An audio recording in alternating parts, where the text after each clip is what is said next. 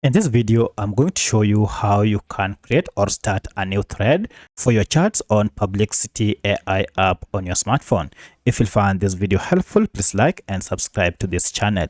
Now, if you had generated chats or you have a chat here, but you'd like to go ahead and start a whole new one, it's pretty simple.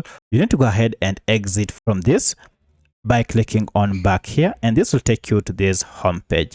From here, now you can go ahead and search for anything or write anything, and this will go ahead and generate a new chat and a new thread.